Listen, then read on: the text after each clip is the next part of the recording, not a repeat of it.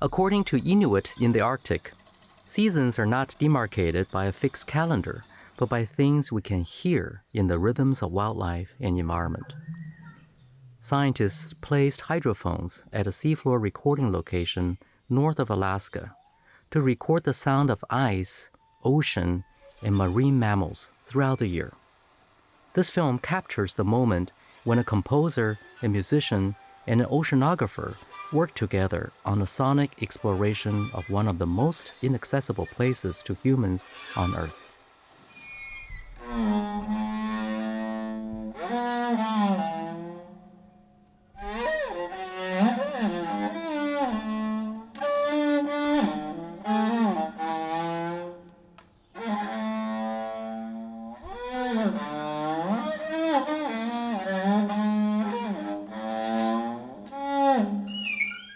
What makes the expression of the animals different?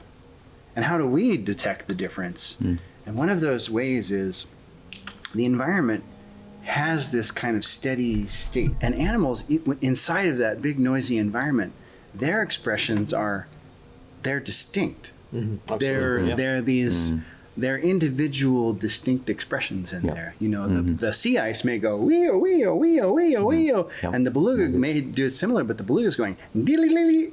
And that's actually when we detect the difference and we identify what's living. It's actually, you can hear the individual expressions of the animals within the environment.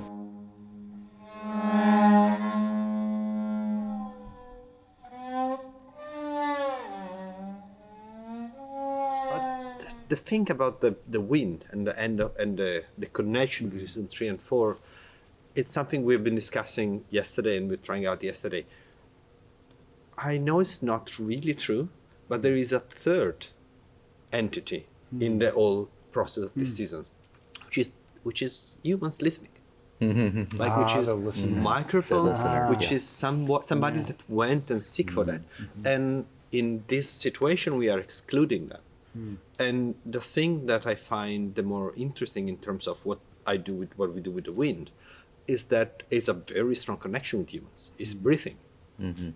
And the moment when there is no more audio, there is no more video, and I am not there anymore, I'm behind, just before changing my instruments, the echo effects, the delay effects goes away, and what is left is actually breathing for like a short second.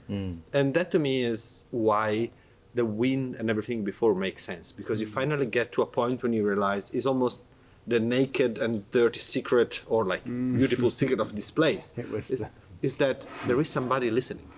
There is somebody that is in the corner in the dark breathing and checking everything. That's beautiful. Actually, I love those moments when you were sitting. It's almost like a sculpture.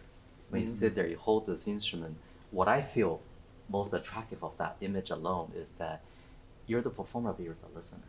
And that really brings everyone into focus. What we're doing is as much about playing as about listening. Of course. Yeah, and you're actually curating the listening exercise here throughout the whole thing. It's a very dynamic relationship when we have. That's right. Because you are curating my listening. Yes. You're feeding me sounds, you're giving me material I can interact with. And I feel somehow I am trying to guide, to point people to listen to something. Right. But at some point it becomes overwhelming. Like in season 5, there is so much to do. I don't have enough fingers. I only have one instrument. Right. And so I keep bouncing back and forth, and becomes, to me, personally disorienting. And so if I manage to squeeze into the performance that feeling of, being cacophonic, being disorienting, being the multiplicity of what happens, then is the best thing I can do with only one instrument. Yes. That's I mean, if it was a string orchestra or a lot of players, we could share and make a different feeling of multiplicity. But I think that's because what you're doing, you're slightly overloading me. Yes. The invisible hand behind all of this.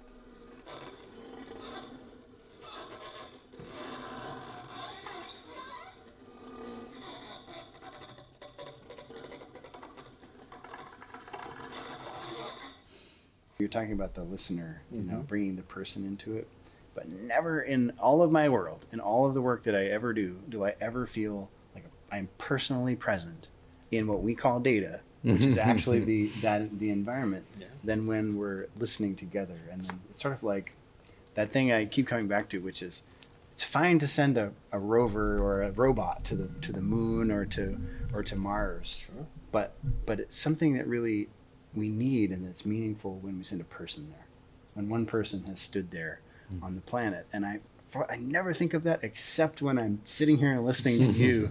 I was like, that's why it's so important. I think listening it makes is it meaningful. Like even when you Bring send us a into rover, even when you send a mic somewhere in the deep of the ocean, it's because you want to listen. It's because That's right, we yeah. want to be there. You're sending the ear there. Yeah. You're sending an extension of us. Our way of observing the ocean is you record sounds. And so it's a whole environment of sound. And we just have a single underwater microphone that goes to a single stream of data. We call it data. And you take the whole thing and just pack all of the whole environment into this sort of cake of data. But it's when we, just through this process of listening with you and listening together and hearing you actually hear it, pull individual signals and sounds out and express them, it's sort of like all of a sudden you put water on that compressed cake of data, and it can come back out and be in the three-dimensional real world again. And it just reminds me of just like the tea leaf unfolding. It starts a little cake, and you just put the water on it, and back comes the flower of That's very with true. all Yeah. the fragrance, and it just